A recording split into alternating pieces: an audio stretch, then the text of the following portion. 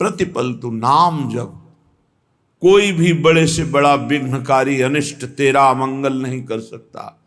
जिसकी जिह्वा पर नाम है तो जिते विनायक शुभ अशुभ विघ्न करे नहीं कोई, क्योंकि बहुत बड़ा रक्षक नाम जिह्वा पे विराजमान है, बहुत बड़ा पहरेदार नाम है, अंगरक्षक है।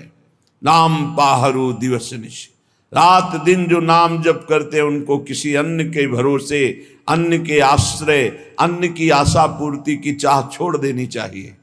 तभी वो अनन्य निष्ठा वाला ये अनुभव कर पाएगा कि हर समय प्रभु हमारी रक्षा करते हैं।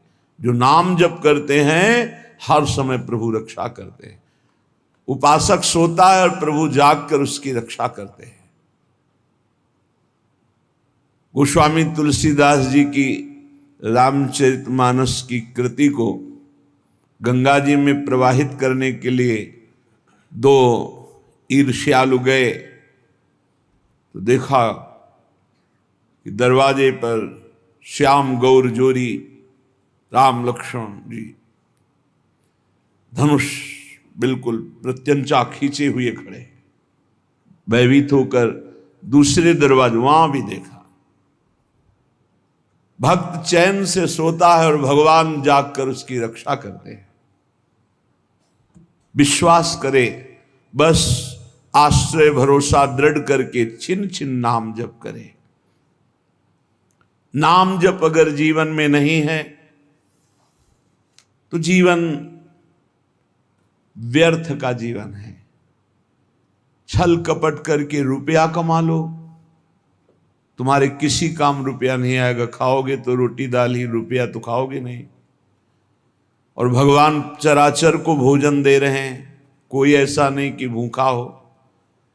जो 2 रोटी में तृप्त हो जाता है उससे 2 रोटी देते हैं, जिसे 2 कुंतल चाहिए उसे 2 कुंतल का आहार देते हैं। भगवान सबको आहार देते हैं। अगर तुम मनुष्य शरीर धारण करके केवल आहार और भोग और रुपया पैसा मान प्रतिष्ठा में जीवन नष्ट कर दिया तो क्या दुर्लभता रही इस मनुष्य जीवन की। 84 लाख योनियां, ये निद्रा भय आहार मैथुन सबके है। फिर कहा गया बड़े भाग मानुष तन पावा, सुर दुर्लभ सदग्रंथन गावा, साधन धाम मोक्ष कर द्वारा, पाए न जे परलोक सम्हारा। बड़ा दुर्लभ, देव दुर्लभ मनुष्य शरीर है। सबका जितने मानव देह धारण किए बड़ा देव दुर्लभ, क्योंकि इससे आप जितनी ऊंचाई पर चढ़ना चाहें चढ़ सकते हैं, जितना नीचे गिरना चाहें गिर सकते हैं। लेकिन अन्य योनियों में कर्म के परिणाम रूप उच्च नीच गतियां होती हैं। वो नवीन कर्म नहीं कर सकते, आप नवीन कर्म कर सकते हैं। आप साधना करके मोक्ष प्राप्त कर सकते हैं, भगवान में तन्मय होकर भगवत स्वरूप हो सकते हैं, योग की दिव्य सिद्धियां प्राप्त कर सकते हैं। स्वर्ग ब्रह्म लोक जहां जाना चाहो, कैलाश साकेत वैकुंठ सब प्राप्त कर सकते हैं आप मानव देह में। पर भूल गए, हम वही भोगने में लग गए जो अन्य योनियों में स्वाभाविक मिलता है। अमर्यादित मैथुन पशु पक्षियों में, उसके लिए जीवन नष्ट कर देना। भोजन उसके लिए, बस इतना ही तुम्हारा लक्ष्य है, रसेंद्री और जनेंद्री का भोग मिल जाए। रुपया तो केवल भोग मिलता है इसलिए है, उसका कोई महत्व नहीं। वो महत्व है कि उसको हम भोग प्राप्त करने के लिए प्रयोग करते हैं, बस इसलिए रुपये में महत्व है। खास बात है रसेंद्री और जनेंद्री, इन 2 के भोग। श्रीपाद कह रहे हैं, अत्यंता शुचि बीभत्स देहादौ नैव करहिचित, देहि दृष्टि प्रमादात् दप्यत्यनर्थ परंपराम। ये बड़ा गंदा शरीर है, बड़ा गंदा शरीर है। क्या इसमें देव दुर्लभ कहा गया है, पर देवताओं में ऐसा नहीं होता। और निकल जाए तो सौरभ से वातावरण युक्त हो जाएगा। और आपके शरीर के हर जगह से दुर्गंध आती है, क्योंकि मलमूत्र बनाता है। विनमूत्र श्लेष्म पूषादिक भरितमिदम, इसमें क्या भरा हुआ है? मलमूत्र श्लेष्मा, गंदी चीजें। ऊपर से चमड़ी चिपकी हुई है, उससे आकर्षण होता है। अत्यंता शुचि, बड़ा अपवित्र है। चाहे जहां स्नान कर लो, चाहे जिस तीर्थ में, एक रेशम के थैले में विष्ठा और मूत्र भर लो थैली में, और ऊपर से उसे कहीं भी डुबाओ, तो ये रहस्य जानने वाला कि इस थैले में क्या भरा है, वो कभी उसे छूना नहीं चाहेगा। चाहे जिस पवित्र स्थान में उसको गोते लगा के लाओ, यही लगेगा यह पवित्र है। इसलिए श्रीपाद करें अत्यंता अशुचि बीभत्स घृणास्पद और अपवित्र। क्यों? यही मलाशय मूत्राश्रय है, ऊपर से चमड़ी केवल है। हम नहा लिए तो बोले हम पवित्र हो गए, वो है अंदर। पवित्र तो हो गए जब भगवान का चिंतन होगा। अगर भगवान का चिंतन नहीं तो आप कहीं भी अपवित्र नहीं हो सकते। बाह्य और भीतर पवित्रता भगवान की स्मृति से है। अपवित्र पवित्रो वा सर्वावस्थांगतोपि वह यह स्मरेत पुंडरीकाक्षम सवायाभ्यंतर शुचि। वो बाह्य और अभ्यंतर से परम पवित्र हो जाता है जो भगवान का स्मरण करता है। खास स्नान पवित्रता है भगवान का स्मरण। अगर बाहर से ना लिया, भगवान से संबंध नहीं, भगवत भजन नहीं, तो क्या है? चमड़ी बरधोली, अंदर तो मलई मूत्र भरा है। अत्यंता अशुचि बीभत्स घृणास्पद देहादौ नैव करचित। इस देह से अपना संबंध मत रखो। यहां संबंध की क्या बात, मैं ही हूं ऐसा माने हुए हैं।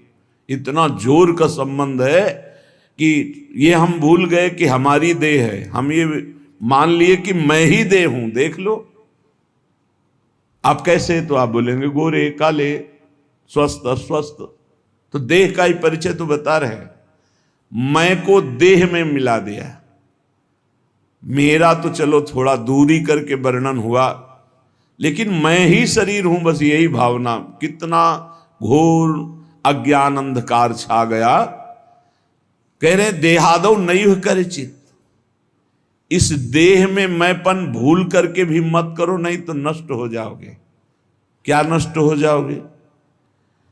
बोले सर्वात्मार्थोरुविघ्नम कलय यदि मनोयोषिताम भावनिघ्नम। तुम्हारा परम मंगल होने के लिए मानव देह मिला और तुमने अपने को देह मान लिया, स्त्री मान लिया, पुरुष मान लिया। भोगों के लिए मन ललचाएगा, क्योंकि देह भाव में भोग है। भगवत भाव और ब्रह्म भाव, दास भाव, सख्य भाव, कांता भाव, इनमें कहीं काम नहीं है। ये जो सिद्ध भाव है इनमें काम नहीं। देह भाव में ही सारी कामनाएं विकार हैं। अगर तुम इस अपवित्र देह में मैं को मिला दिया तो इसका परिणाम होगा बार बार जन्म, बार बार मरण, अशांति, चिंता, शोक, दुख, ये सब प्राप्त होगा। सर्वात्मार्थोर्विघ्नम, ये परम आनंद में भारी विघ्न है शरीर। कब? जब मैं को शरीर में मिला दिया। अगर मैं को अलग करके देख रहे हो जो है, और शरीर को अलग करके देख रहे हो, तो आप इस पर शासन कर लोगे।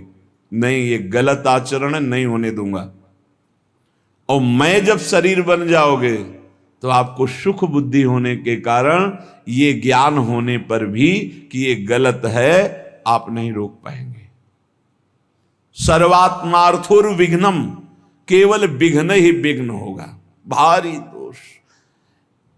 शरीर राग से इतने दोष पैदा होते हैं, जितने ग्रंथ और पंथ हैं सब इसी के हटाने के लिए है, शरीर राग मात्र के लिए। शरीर राग से अन्य राग सब हैं। एक दो भाई, खेती का बंटवारा हो रहा है। कुछ हाथ खेती बड़े भाई वाले खेत में ज्यादा है, लड़ाई शुरू हुई, छोटे भाई ने मार डंडो बड़े भाई को मार डाला, छोटा भाई जेल गया। खेती वैसे ही पड़ी है। माया का नाटक तो देखो, एक का दिव्य मानव देह जो भगवत प्राप्ति कर सकता था वो मारा गया, एक का जेल प्राप्त हो रही, दोनों अज्ञान की दशा में जीवन को नष्ट कर दिए। एक कथा, पूरा संसार इन्हीं वासनाओं के खेल में, सर्वात्मार्थोरु विघ्नम, जहां मैं को शरीर में मिला दिया गया, इतनी कामनाएं प्रकट हो गई, वासनाएं प्रकट हो गई, इतना अहंकार प्रकट हो गया कि विघ्न ही विघ्न, पूरा जीवन अशांति। अध्यात्म के बिना स्वप्न में भी कोई शांति प्राप्त नहीं कर सकता। चाहे जितना रुपया कमा लो, चाहे जितने अरबों की संपत्ति एकत्रित कर लो, तुम अशांत रहोगे, तुम चिंता युक्त रहोगे, तुम दुख युक्त रहोगे, तुम मृत्यु से भयभीत रहोगे और बार बार तुम्हें जन्मना मरना पड़ेगा। अध्यात्म के बिना कुछ भी प्राप्त हो जाए। ऐसे ऐसे राजा हुए जिन्होंने विश्व के माने हुए वैद्यों को पास रखा, विश्व की औषधियां रखी, बड़ी बड़ी व्यवस्थाएं रखी कि एक जरा सी छींक हो कि हजारों प्रकार की औषधि, वो भी मर गए। मृत्यु ने उनको भी मिटिया मेट कर दिया। क्या व्यवस्था करोगे? ऐसे ऐसे भोग विलासी चक्रवर्ती सम्राट, ऐसा ऐसा कहां सब खत्म। भूल मत करो, मैं को शरीर में मत मिलाओ। ये जो मिल गया है इसी को हटाना है। जड़ चेतन ग्रंथि पड़ गई, यद्यपि मृषा छूटति कठिनाई। निघ्न दुष्टेन्द्रियाणि प्रसभ मुदय भांज युद्यतामर्षदंडई। तुम अपनी इंद्रियों को दुलार करके उनके प्रसन्न करने के लिए उनको छूट दे देते हो, जाओ भोगो, वही तुम्हारे को बंधन प्राप्त कराती है। यद्यपि मृषा छूटति कठिनाई, जलन पैदा की। ऐसा क्यों किया? कभी नहीं करूंगा, फिर वही अज्ञान, बार बार नहीं करूंगा और बार बार वही करते। फिर भगवान दंड विधान कर देते हैं। एक दो बार तुमसे गलती हुई, क्षमा याचना की, या बहुत गलतियां हो गई, सत्संग सुना, बुद्धि पवित्र हो रही, अब लो नशानी अब ना नशइयो, तो भगवान कृपालु है, वो कह रहे अहम त्वाम सर्व पापेभ्यो मोक्षयिष्यामि मा शुचः। मैं तुम्हें पवित्र कर दूंगा, सारे पाप नष्ट कर दूंगा, अब तो होश में चलो। नहीं, निघ्न दुष्टेन्द्रियाणि, ये दुष्ट इंद्रियां बार बार जीव को घसीट करके भोगों में डाल देती। तो क्या करें? गुस्सा करो इन इंद्रियों के ऊपर, अनुमति मत दो, इनको दंड दो, उपवास करो, नाम का दंड दो, खूब नाम जप करो, परेशानी पैदा, परिक्रमा लगा, निकल जाओ गिरिराज जी की परिक्रमा में, 5-7 घंटे नाम जप करते हुए पूरी परिक्रमा, आराम आराम से, दौड़ने की जरूरत नहीं, 5-7 घंटे में आराम आराम से नाम जप कर देखो। अगर तुम्हारा उसी समय दिमाग परिवर्तन न होने लगे तो बताना। पर इंद्रियों को छूट देकर मनमानी भोग वासना में लगाते तुम्हारा नाश कर देंगी, पतन कर देंगी। रामाख्या कालकूटादपि विषम तमा भाति साधयु धारा। ये भगवान श्री हरि की माया के द्वारा रचा हुआ ऐसा बगीचा है संसार कि इसका मनोरंजन करने का मन हो ही जाता है। और जो मनोरंजन में फंसा हुआ आज तक नहीं निकल पाया, जब से सृष्टि हुई आज तक इस जादू के बगीचे से नहीं निकल पाया। कहीं न कहीं वो कंचन कामिनी कीर्ति, कहीं न कहीं वो फंसा मिलेगा। अगर आप इसे मैं को शरीर से हटा दें तो आप जीत जाए।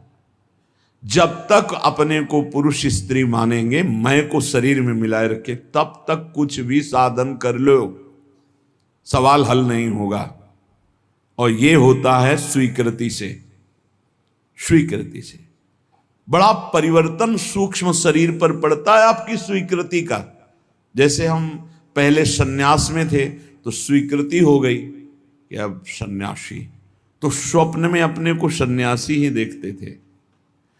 अब जब स्वीकृति हुई मैं श्री जी के चरणों का दास, अब स्वीकृति, तो इस सूक्ष्म शरीर स्वप्न में यही दर्शन कराता है। जब स्वीकृति हुई मैं श्री जी की सहचरी, तो उस स्वीकृति में ना ये भेष होगा ना पुरुष शरीर होगा, वही स्वीकृति। स्वीकृति कर लिया मैं स्त्री मैं पुरुष, इसी स्वीकृति में सारे दोष बैठे हुए हैं। स्वीकृति कर लिया मैं प्रभु का दास, इसी स्वीकृति में आपको निर्दोष करने की सामर्थ्य मिलेगी। पूर्ण निर्दोष अवस्था इसी में। आपकी स्वीकृति कमजोर है। आपसे एक शब्द में कहें तो पूरा खेल स्वीकृति का है। वेदांत केवल तुम्हारी स्वीकृति को बदलता है। कौन हो तुम? बोले तुम ब्रह्म हो, तत्त्वमसि। तत् वह जो परमात्म तत्व है, त्वम असि तुम ही हो। स्वीकृति करो। बोले अहम ब्रह्मास्मि, अहम ब्रह्मास्मि, मैं ब्रह्म हूं। स्वीकृति। तो बोले अहम ब्रह्मास्मि, अहम ब्रह्मास्मि। तो क्या हुआ? बोले ब्रह्मविद ब्रह्मयु भवति, वो ब्रह्म हो गया। मैं पुरुष में स्त्री तो भोगी हो गया। नारकी गतियों को प्राप्त कराने वाली चेष्टाएं शुरू हो गई। खास बात समझनी, मैं को शरीर में स्थापित करना दुर्गति का कारण है। मैं को ब्रह्म में, मैं को भगवान के चरणों में, नाम में, रूप में, लीला में, धाम में स्थापित करना। मैं प्रभु का दास हूं इसलिए अपने स्वामी का हर समय नाम जप करता हूं। मैं प्रभु का दास हूं इसलिए हर चेष्टाएं अपने प्रभु की प्रसन्नता के लेकर बदल गया, जीवन बदल गया। जब हम प्रभु के चरणारविंद की शुद्ध शरणागति स्वीकार कर लेते हैं तो हर विधान बड़ा मंगलमय होने लगता है। एक बार गीता वाटिका गोरखपुर में अखंड नाम संकीर्तन चल रहा था।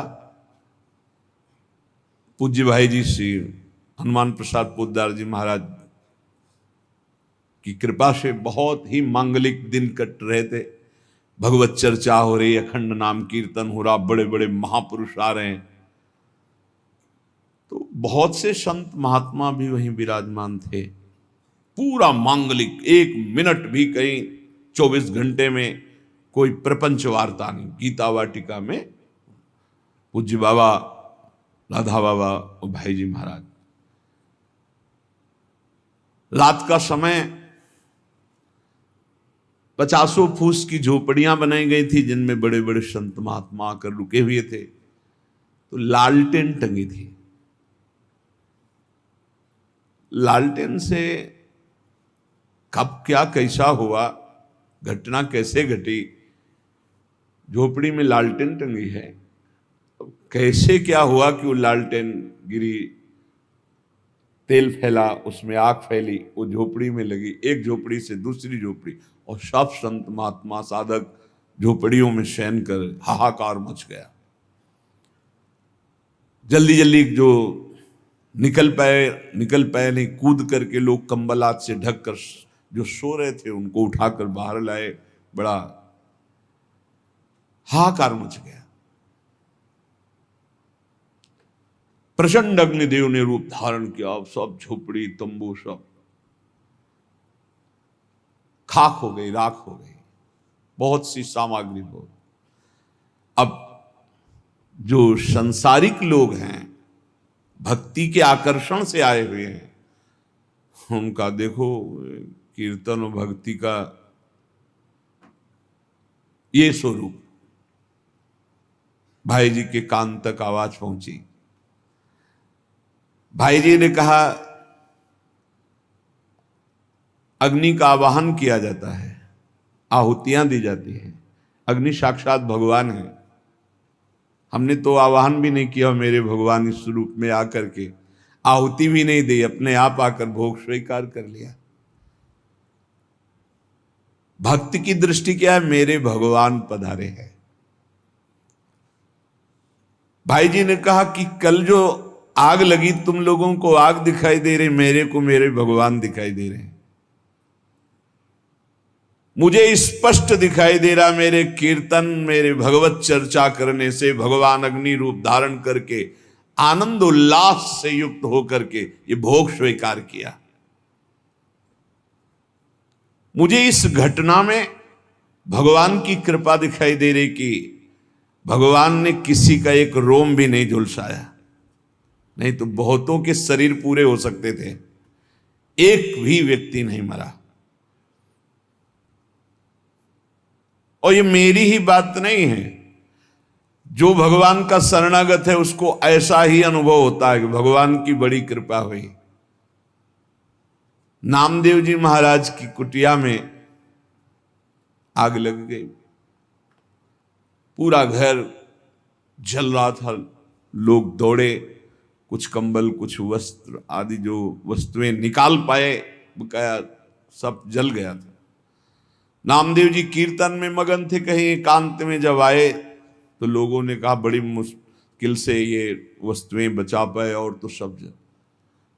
तो उनका अरे भगवान आए मेरे घर और हमें तो स्वागत करना चाहिए आपने, और वस्तुएं निकाल, वो सब वस्तुएं उठा के आए। वो जो आग शांत जैसी हो रही थी, फिर धुआं उठा, फिर आग लगी, फिर वो भी जल गई। गांव के लोगों ने कहा क्या इनका दिमाग, और नाच रहे मेरे भगवान अग्नि रूप में आए, सब भगवान की वस्तु भगवान ने स्वीकार कर ली। कितनी कृपा।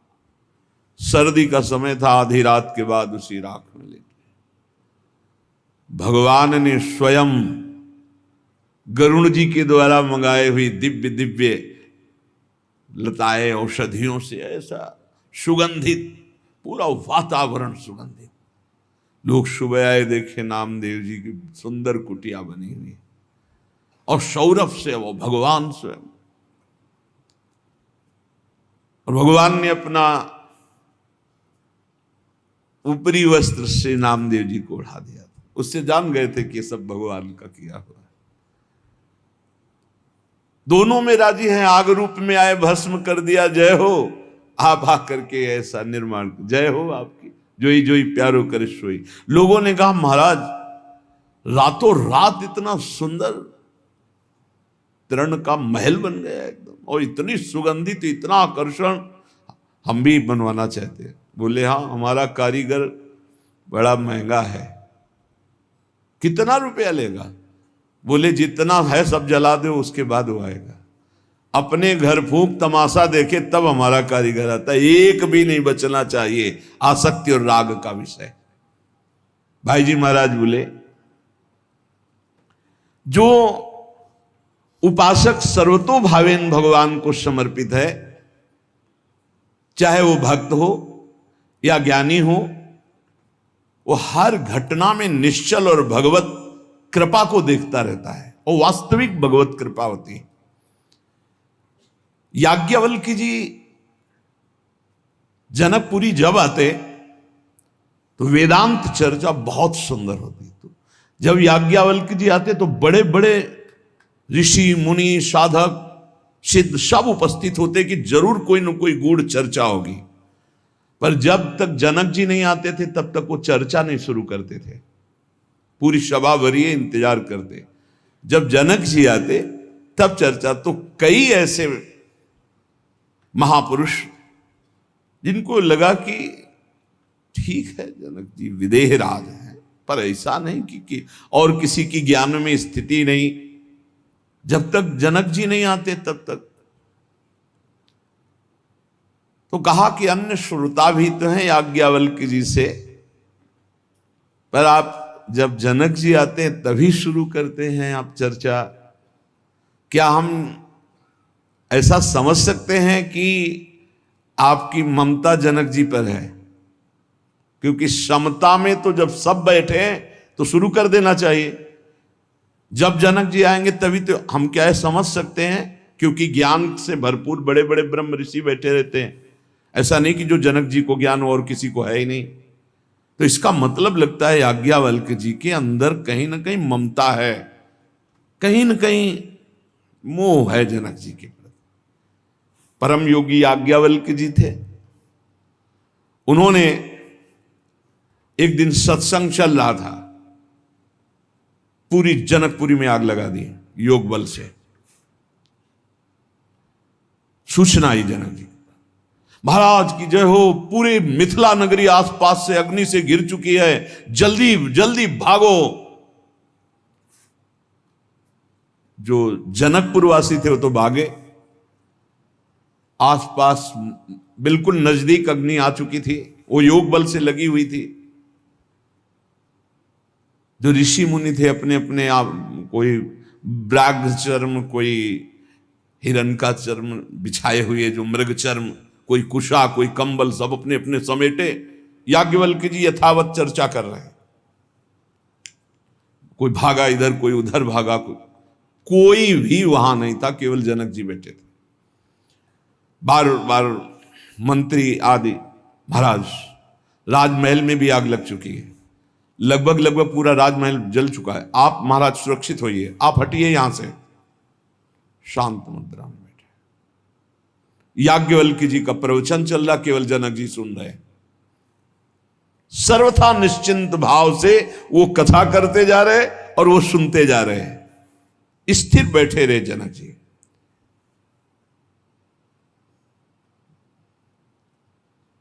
धीरे धीरे योग बल, किसी को पता नहीं था, योग बल से धीरे धीरे आग को शांत की। और तो नहीं आ पाए, जनकपुर वासी सब बड़े खेद में थे कि जब आग लग गई, ये जल गया, वो जल गया, वो जल गया। ऋषि मुनि बैठ गए। फिर याज्ञवल्क्य जी ने कहा, विदेहराज जनक, सर्वस्व मिथिला में जल गया, राजमहल भी जल गया, बार बार सूचना हुई, सब महात्मा लोग अपने कमंडल आसन लेकर के हट गए, आप क्यों नहीं हटे? महल में आग लग गई, सर्वस्व नष्ट हो गया, आपको तो देखना चाहिए, आप राजा हैं। जनक जी ने कहा, महल की क्या बात, अगर इस शरीर में भी आग लग जाती तो हमें क्या फर्क पड़ता? नैनम छिन्नन्ति शस्त्राणि नैनम दहति पावका न चैनम क्लेदयन्त्यापो न शोषयति मारुता। क्या ज्ञान ये प्रवचन के लिए ही केवल है? ये अनुभूत विषय है। मेरी आत्मा है आग, वो इस शरीर को नष्ट कर सकती है, आत्म तत्व को नहीं, और मैं आत्मस्वरूप हूं, क्या फर्क पड़ता है? महल जल गया, जलने वाली चीज जल गई, शरीर जल जाता, जलने वाली चीजें जल जाएगी, आत्मस्वरूप में नहीं। सब महात्माओं की तरफ देखा याज्ञवल्क्य जी ने कि आप सबके पास क्या था, इनके पास तो पूरा राज्य भस्म हो रहा था, महल भस्म हो रहा था, सब स्थिति थी, आप अपना अपना बागंबर मृग चर्म लेकर। तो ब्रह्म ज्ञान केवल बातचीत का विषय नहीं है, स्थिति का विषय है। ऐसे चाहे वो भगवत भक्त हो या ब्रह्म ज्ञानी हो, दोनों, ब्रह्म ज्ञानी की दृष्टि में ब्रह्म के सिवा कुछ नहीं, भगवत भक्त की दृष्टि में आराध्य देव के सिवा कुछ नहीं, फिर चिंता शोक भय किस बात की? किसी भी स्थिति में विचलित ना होना, अपने आराध्य देव के चिंतन से, अपने लक्ष्य से ना हटना, ये परिपक्व अवस्था है, चाहे भक्त हो चाहे ज्ञानी हो। देखो, इतनी बात तो तुम्हें मानना पड़ेगा कि भगवान का दो स्वरूप है, एक चिदानंदमय स्वरूप है और एक ये मायाकृत स्वरूप है। हैं भगवान ही वासुदेवा सर्वम। ये जो मायाकृत स्वरूप है ये नष्ट होगा, पक्का समझो। गुरु भगवान है, संत भगवान है, सब भगवान के स्वरूप है। ये जो मायाकृत है ये नष्ट होगा। गो गोचर जहां लगु मन जाई, सो सब माया जानो भाई, और इसका अंत होगा। इसमें पक्का विश्वास करो।